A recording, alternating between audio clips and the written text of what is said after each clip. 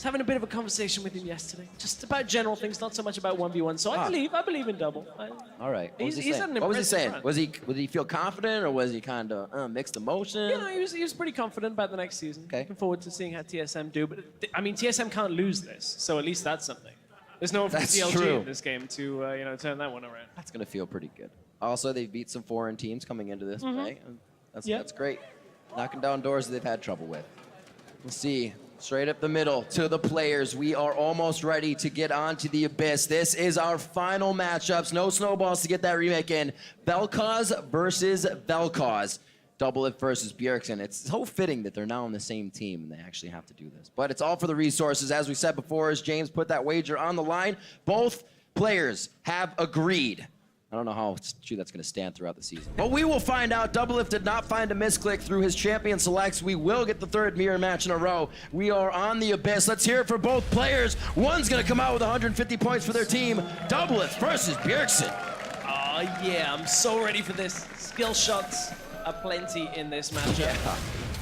Oh, it's all about the angles. This is geometry. I wonder if they're fully aware, Doublelift, of the 6 and the ticking of Velkoz's damage. Maybe. And how that pretty much explodes on that third. Yeah, so Doublelift doesn't get out of the ult fast enough to really do a lot more damage than you're expecting. But we're going to have a lot of math in this one. I want to see how good they are using their protractors with these Qs. This is such a...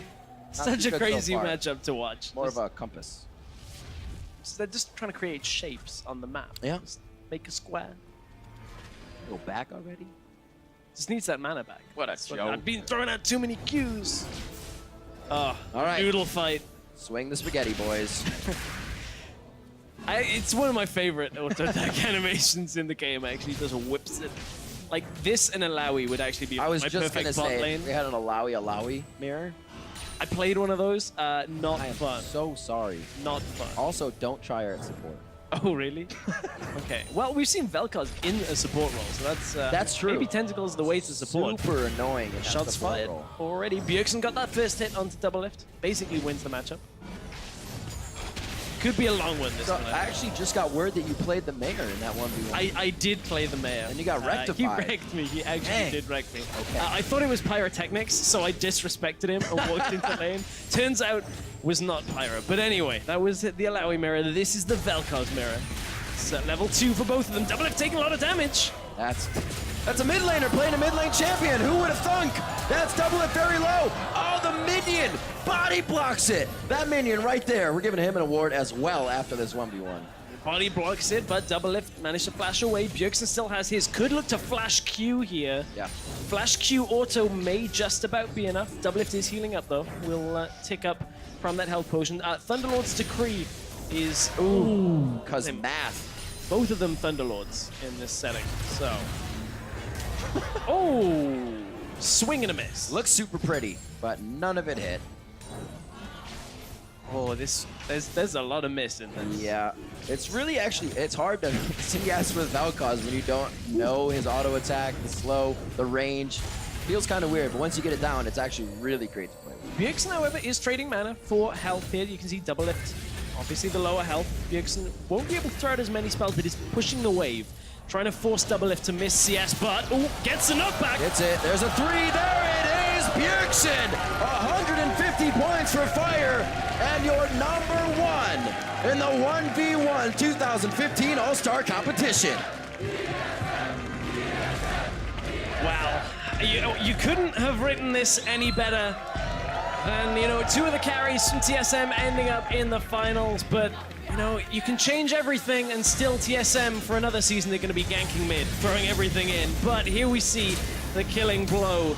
Bjergsen manages to just push Doublelift around, gets that suspension, knocked back into the Q. Good combo gets the kill, and Bjergsen takes it home.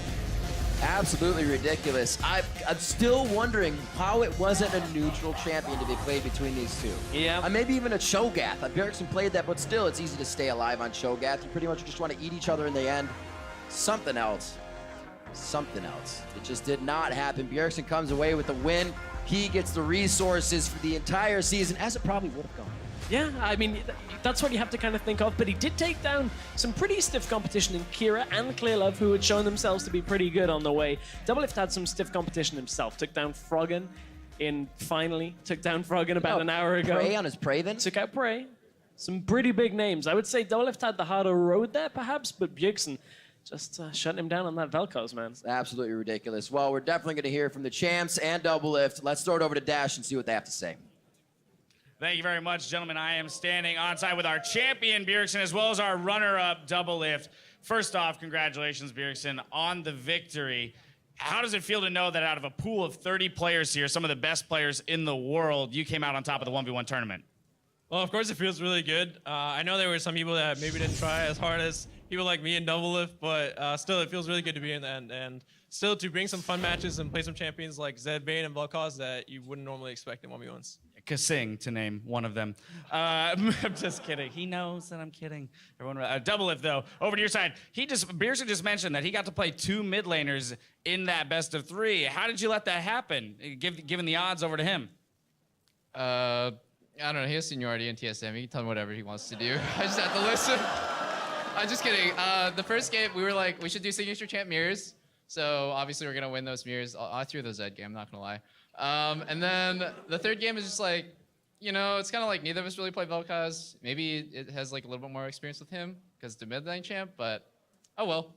Yep. Oh well, oh well. Now I do have to point out that in the middle of your guys' best of 3, Reginald tweeted out that he, the winner of this best of 3, had to play him in a best of 3. So that means that you're going up against Reginald in a best of 3. It sounds like. I guess you might have to do this on your own time, but are you fairly confident that you can, you know, take him down in 2 out of the 3 games?